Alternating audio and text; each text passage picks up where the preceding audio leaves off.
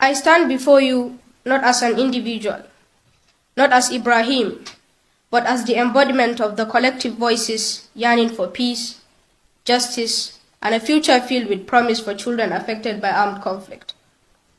Today, I speak not only on behalf of children of Borno State or Nigeria, but for every child whose laughter has been stifled by the horrors of war.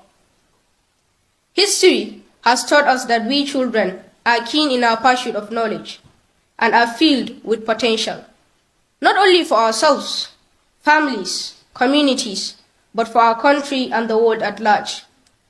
Our situation today has robbed us of this beautiful history, and when a child is robbed of his history, he settles for any future. We all here are living witnesses of how the world, of how Africa today is ravaged by conflict. In the time of conflict and war, our innocent souls bear the brunt of these calamities because of our vulnerability. I can beat my chest and say with vivid clarity, believe me, no one, absolutely no one, can justify the killing of a single child. Can you justify the killing of a single child during conflict? If there's a word that could describe how more than innocent we are, then we will have said it a million times.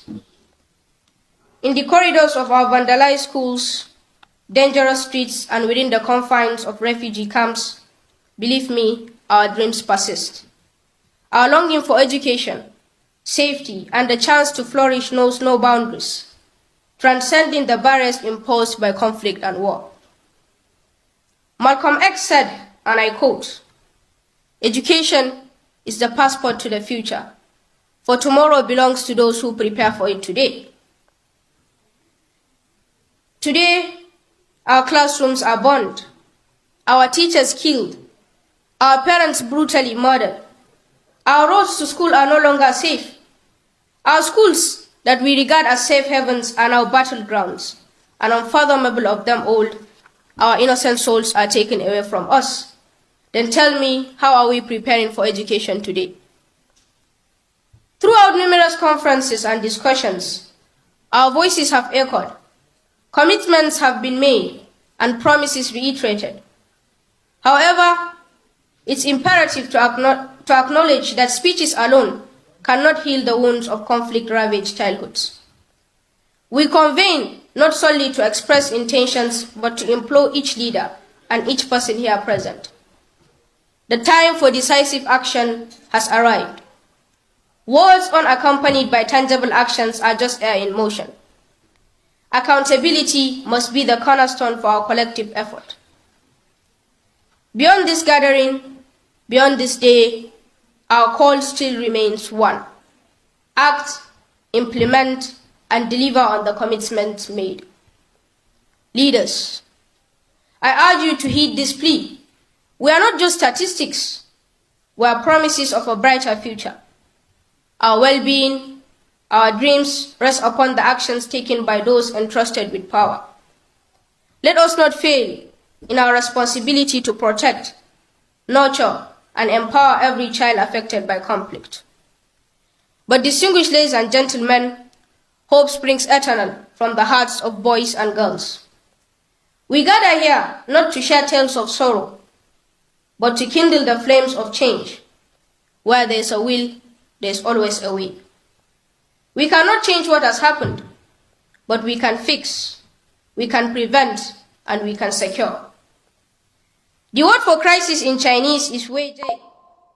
Wei stands for danger, and J stands for opportunity.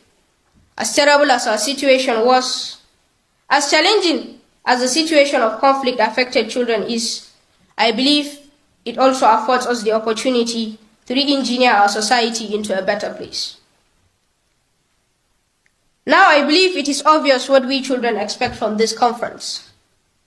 What we expect from this conference is not a repertoire of eloquent speeches or a cascade of promising commitments.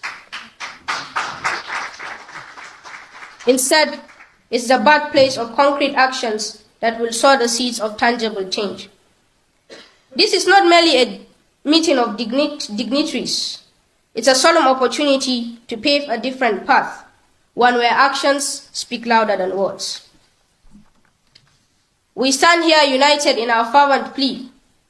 Let this conference be the prelude, a turning point where impactful actions take center stage. It's time for resolutions to transition into results. We cannot afford the luxury of time.